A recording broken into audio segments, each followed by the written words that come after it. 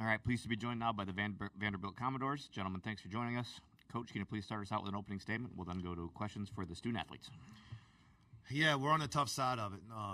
It's the NCAA tournament is it's such a great opportunity, and something we cherish. And there's going to be a team that has that unbelievable feeling of jubilation, excitement, and we're on the side of it with hurt.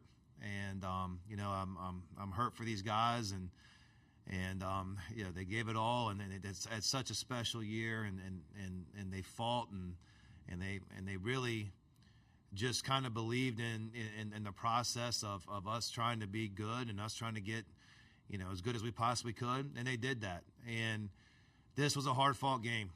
St. Mary's is terrific.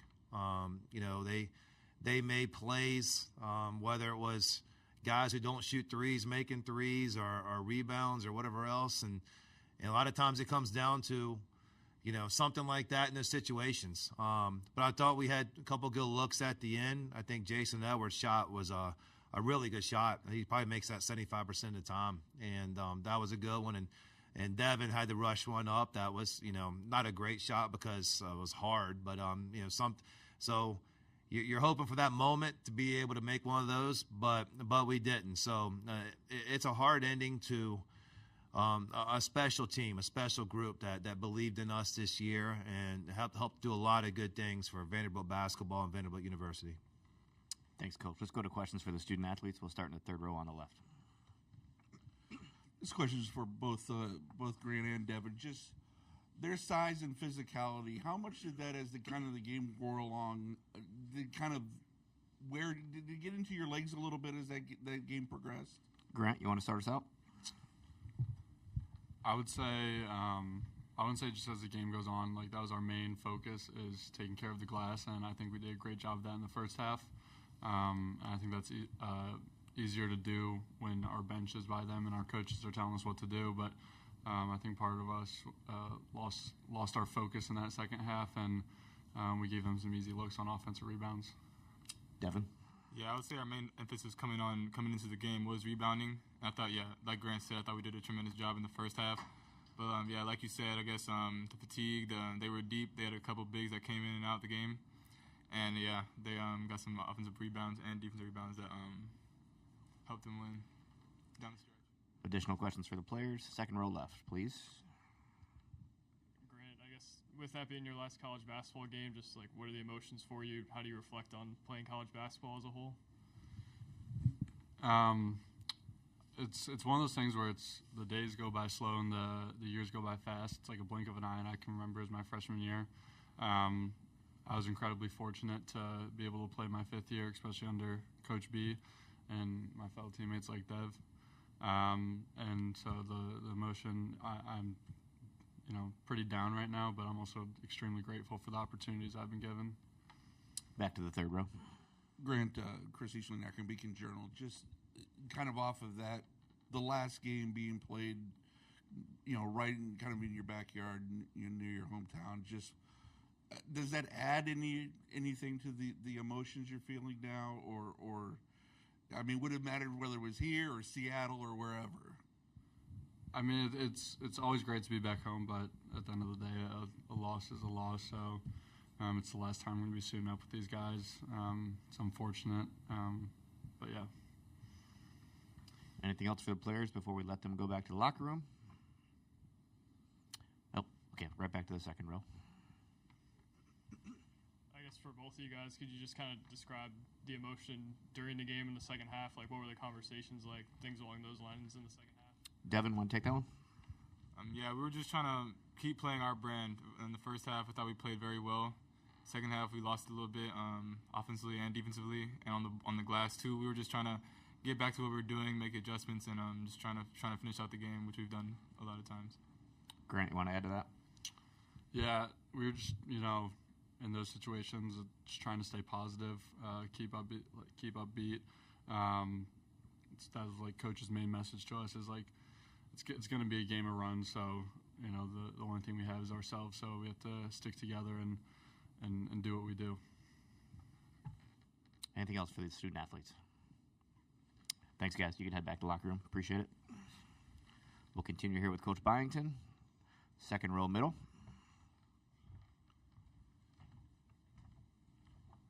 Yeah, Mark, how much of a difference did the size difference make in this game in terms of rebounding and just what they were able to do height-wise? And how difficult has that been all season to kind of overcome that for you guys? Yeah, I mean, it's one of those things we know who we are, and we got to compensate it in certain ways. And so they had one offensive rebound in the first half, but that was a big reason because of our defensive pressure, of us keeping them outside the paint and really turning them over and doing some things there. And they're an experienced, good team, and they made adjustments. And, we lost some of our pressure in the second half on the outside of being able to guard the ball and keeping things outside the paint. And then they were going in, and then they would make a shot. And, it's 275 pounds sometimes. You got to box out. And that weight and that push, that can wear on you. And so we were undersized, but at times it was a benefit to us. The second half was not a benefit to us. We'll stay in the second row. Coach, what led to the second half breakdown in particular? Coach Bennett attributed to attrition, which has been a conversation around your team the entire year. So what did you see from your perspective? Yeah, I mean, it was we started the second half off well. We just lacked energy, the defense of presence, the defensive energy in the second half. And, it's not something uncommon where a good team's going to make a run, make a push. I think there were some plays there that are kind of out of character for them, and, it took a lot out of us. I mean, Ross hasn't made a three in at least 5 games, and he made 2 of them, and one of them they threw it at his foot, and he picked it off of his foot and shot it in. And Saxon makes a 3 into the shot clock, his first 3 of the year, and those things kind of happen, and sometimes these moments, and we got to overcome them. And we overcame a lot of those things. We had a chance to win in the second half, and there was some things that we did not overcome, and we missed free throws in that run. We missed some shots around the rim. We missed some open threes. It was a lot of things there. One of the things I think this team, really wants to win and really cares about winning. And I think sometimes you kind of see it. They want it so bad that, they press. And, as a coach, I never could quite get the button there pushed of get them to relax and be in a possession. And with a new team, that's kind of hard sometimes. We didn't quite know where to go. Jason Edwards was making some plays, and then I think he wore down, and we were trying to find some different avenues out there and just didn't find enough. I think really it was probably more about St. Mary's finding a way, making some plays, getting the rebounds. And, we made some mistakes and didn't make ours, but I think the credit belongs to them. Back to the third row on the left, Coach.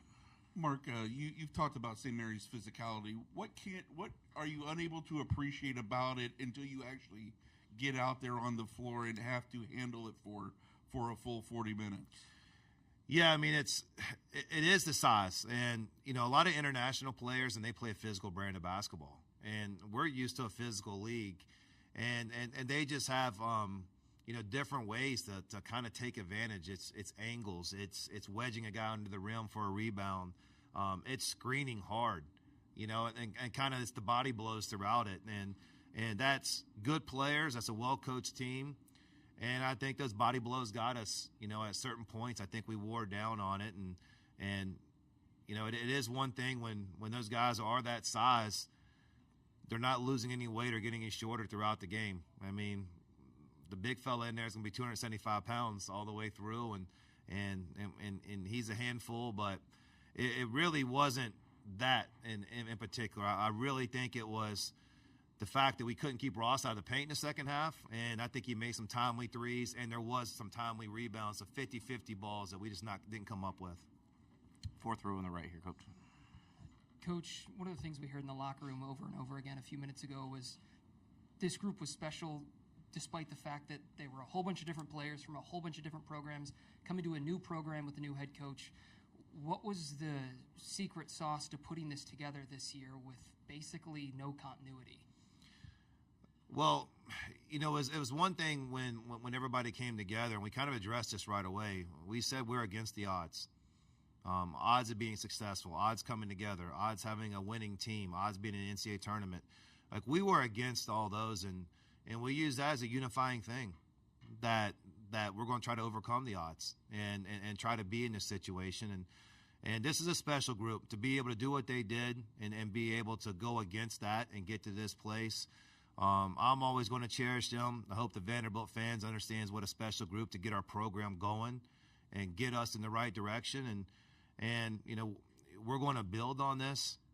This is a setback. This isn't permanent. A setback for a game, but to get different guys in this situation, to get Vanderbilt used to being in the NCAA tournament, you know, that's definitely the future goal. And this was the first step. We didn't get the win today, but there could be something down the road that really does help us. Back to the second row. Every impression I got from you is you really like this group of guys. Just how disappointing is it for it to end like that with those guys? Yeah, I mean, that's really my biggest reaction is I wanted badly for them. You know, I wanted them to experience a win. I wanted them to try to go on a run. You know, they've done a lot of things, and we played good basketball today. Not for 40 minutes, or we would have won. But to have them ready to play, ready to compete, and in this moment, I wanted it for them. And you know, it's always the hardest locker room you ever have as a coach when you have players who finish their college eligibility. And, you know, we have that with Chris and Grant and AJ. And those are emotional. Those are hard, knowing that's the last time that I get a chance to coach them, and appreciative of them and everybody else. But that's a really tough feeling for a coach. Back to the second row. Do you anticipate Kijani Wright being with the team next season? He's on his way back of getting healthy, and that's our number one thing. Do one more here on the left. Now that you don't have to build a roster with 11 transfers, just what is this offseason going to look like for you? How refreshing is it to not have to do that again?